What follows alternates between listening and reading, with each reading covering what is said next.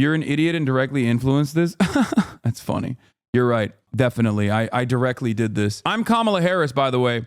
Guys, I did this. I'm Kamala Harris. I've been working with Kamala Harris. I'm Doug. I'm both of them. I have actually been campaigning with Kamala Harris. I'm sorry. I'm the one who sent Richie Torres to Michigan. I'm the one who told the campaign to send Bill Clinton to Michigan to be like, Judea and Samaria is goated and that, you know, all Arabs deserve to get killed. Honestly, it is what it is. Don't vote for us. We don't want it. My mistake. Okay. My mistake. Didn't think that was going to fail spectacularly. I was the one who said Liz Cheney should be a prominent fixture of the campaign. My bad. I will recognize it and I will own it. I'm sorry. I told the campaign Liz Cheney, Dick Cheney were launching them like missiles into the suburbs. They will be screaming bloody murder. They will be singing the gospel. They will carry the red book. They're all Maoist third worlders now. They're all in the Democratic Party's coalition. They're gonna fucking turn. That was me.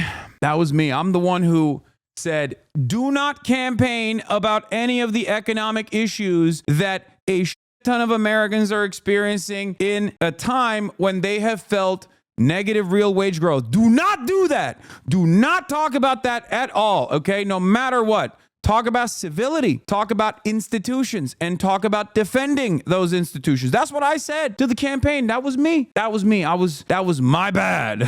I was like, please, no matter what you do, there are 35 polls that show that you are picking up at least 6 points if you change trajectory, if you separate yourself from Biden's Gaza policy. No matter what, do not do that.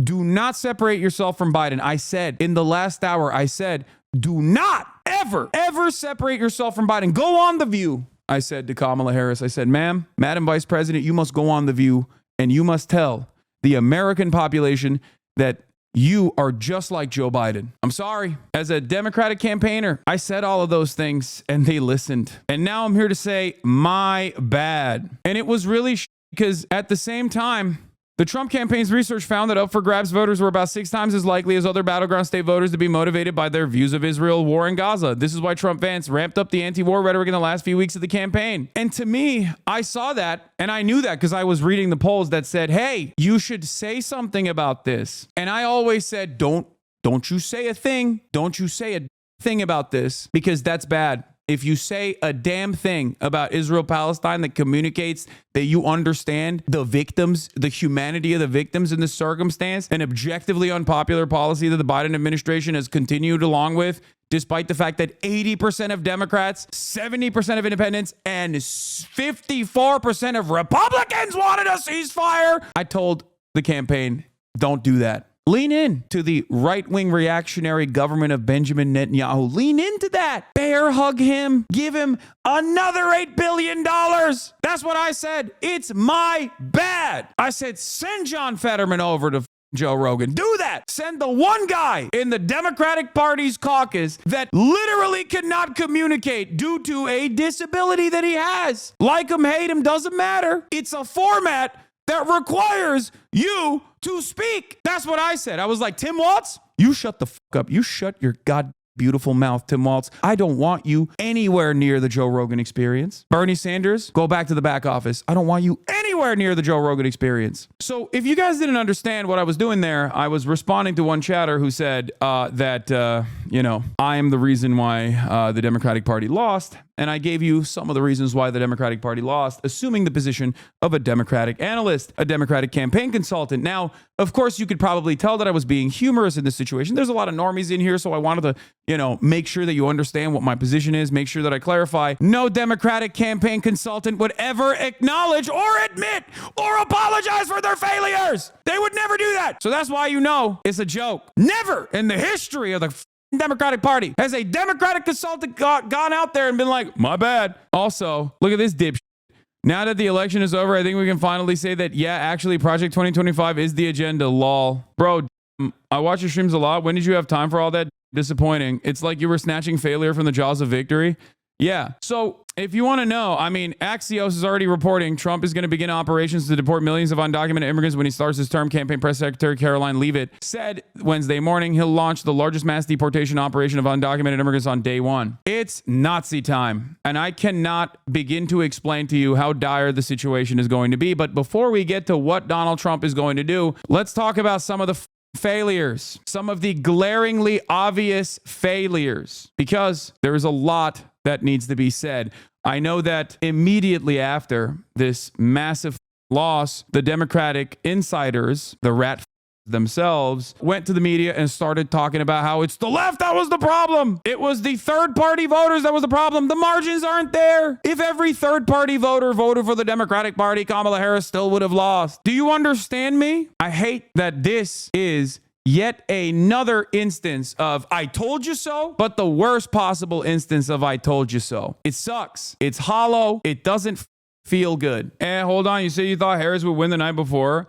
Yeah, I did. I slightly favored Harris winning with an electoral college W in the blue wall, as opposed to a general population, like a general election overall population victory for Donald Trump. I thought that Donald Trump was actually going to win the popular vote, and Kamala Harris had a slight chance of winning the electoral college. And the reason why she lost the electoral college, and I said the only reason why it was a slight, very marginal chance for Kamala Harris, was because of the many failures of the campaign that I have been actively communicating for months. For months and months, I've been screaming about this and so have many others. But ultimately, everyone came in here and chirped and chirped and chirped and said, no, you don't understand. The ground game is great. Ground game is great. Ground game wins elections. It doesn't matter when the top line communications are bad. If the campaign doesn't have a good message, $30 million of ad spend in every swing district is not going to change it, okay?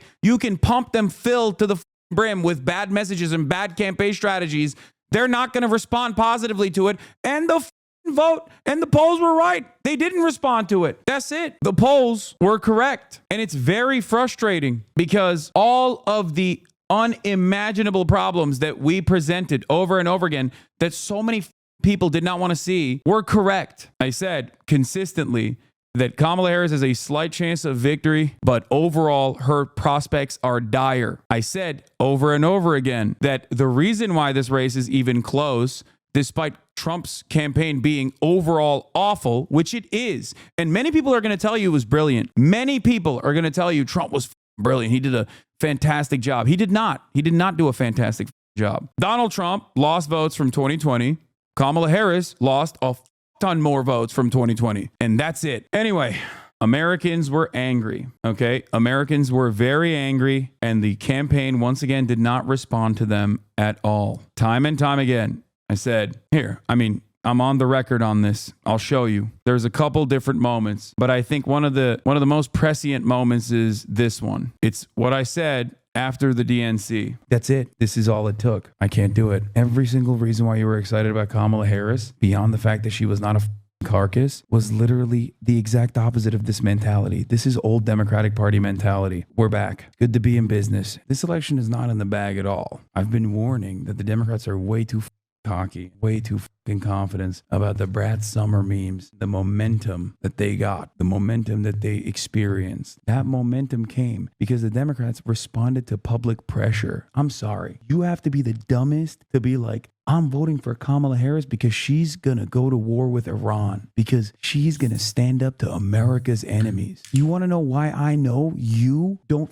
think that that's a good speech? Because you're coping in the chat saying, well, it's not for me. Maybe it's for some other person. Maybe it's for the Trump guys that want to drop Trump, but just like need that extra oomph. My expectation coming into this speech was to see what Kamala Harris talks about when she's like the joy candidate. She's going to bring hope and change and joy. She had the opportunity to run a 2008 Obama. That's what I was expecting. Even if it was fake, my expectation at the very least was that the couple moves that they made, they were going to lead into a progressive messaging campaign. I'm sorry. The Democratic president should never, ever say we're going to have the most lethal army, the most lethal military in the world. You're supposed to be the counterbalance to fascist, jingoistic sentiment. You're supposed to at least aesthetically present yourself as the peaceful candidate, as the peaceful party. She went up there and went cop mode. It was shocking. She had all this progressive momentum, and now all she's got are the loyalists who are just begging for someone, not Biden. This is the last night of the DNC. This is when I came to the unfortunate, rather sad conclusion that the Democrats were actually going to tack to the center and center right in an effort to pick apart moderate voters. And they did that. And I kept reiterating how bad of an idea that was and how this had not worked in the past in numerous conversations with academics, journalists, activists, and the like. I kept saying over and over again, this is a bad idea. This is not a good idea. This is a bad idea. And that it is a risky gambit for no reason. It is a risky gamble. And it's not going to work. It has never worked, and it probably won't work.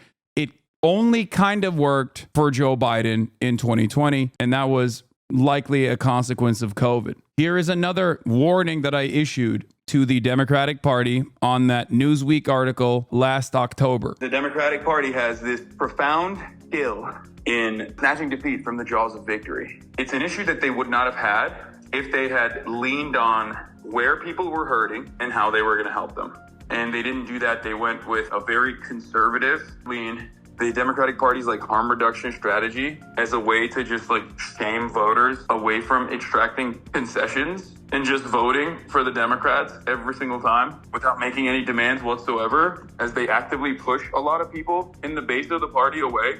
If you rely on that without offering things to people, well, then you're inevitably shrinking your base. Whether Trump wins or loses, we are, and I mean this, living in Trump's America. He might lose this election, and the Democratic Party will push Trump's 2020 agenda. That's what they're running on. That to me is crazy. That to me is genuinely terrifying to think about. Yeah, but no, what do I know? And it's not just that either. There was a bunch of other issues here, like in terms of youth turnout, the male youth vote. That is going to be something that a lot of people are going to be paying attention to. I sounded the alarm about right-wingers dominating the online space for young men. 47% of the 18 to 29-year-old men voted for Donald Trump this election cycle. The amount of right-wing radicalization that has been occurring, especially in younger male spaces.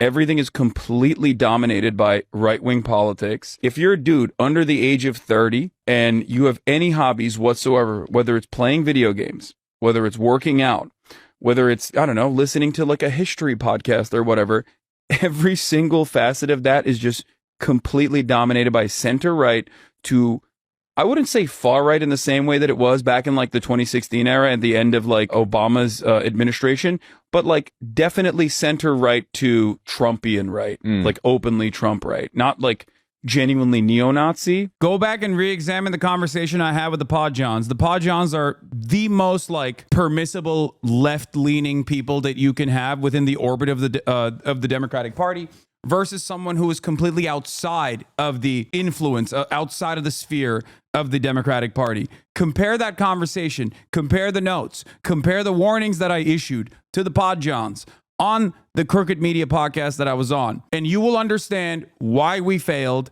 You will understand why the Democratic Party failed. You will understand what the Democratic Party has to do. They will not do it because obviously they are beholden to the same corporate benefactors, just as the Republican Party is. But the Republican Party gets away with being cruel. The Democratic Party still has to maintain the veneer that they are progressive, that they're supposed to be a counterbalance, that they're supposed to be a counterweight to the Republican creep towards fascism. That part is quieted down a little bit, but they're 90% of the way there for the most part. And that's it. Everything that they see is right-wing sentiment being expressed by individuals that they find charismatic, thought leaders, influencers that they subscribe to. And I think that that is some of the reason why you see this movement. The bro vote came through for Trump, 49 to 47. Yeah, 49% to 47%. I don't think people understand what this looks like. I don't think people understand what the future prospects look like for the Democratic Party, what the future looks like for this country. Meanwhile, on MSNBC, the progressive era has to end if the Democrats want to win again.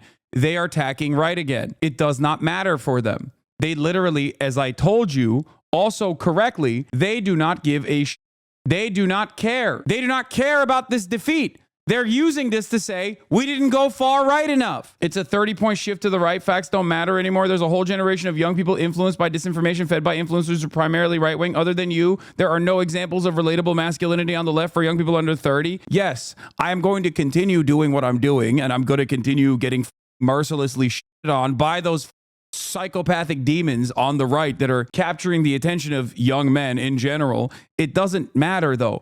This is not a cultural war that you can win just by doing podcasts.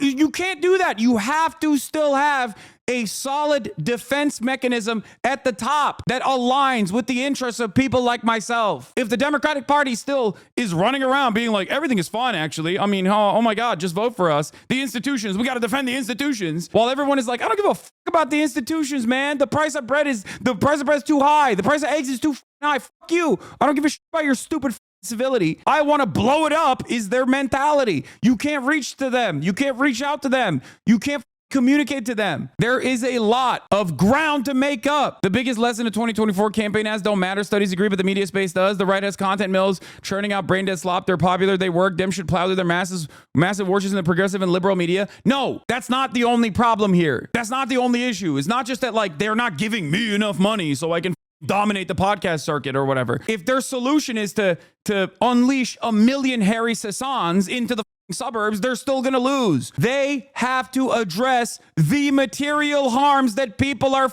experiencing. If they don't do that, it doesn't matter. You can have every single TikTok twink out there running the gamut, talking about owning people in the marketplace of ideas. It doesn't matter. It doesn't matter. It's not just about dominating the communications field, okay? It's not just that. And I like some of those guys, but that's not the major issue. You cannot have a party that is ideologically committed to third way neoliberalism, constantly tacking to the center right, constantly trying to re-triangulate as the Republican Party pulls the entire country towards fascism. You can't do that, because if one party's saying, we're going to do concentration camps, we want to kill migrants, and the other party's like, no, actually, we want to kill the migrants, but like in a gay way, people are going to be like, okay, I'm going to go with the migrant murder party instead.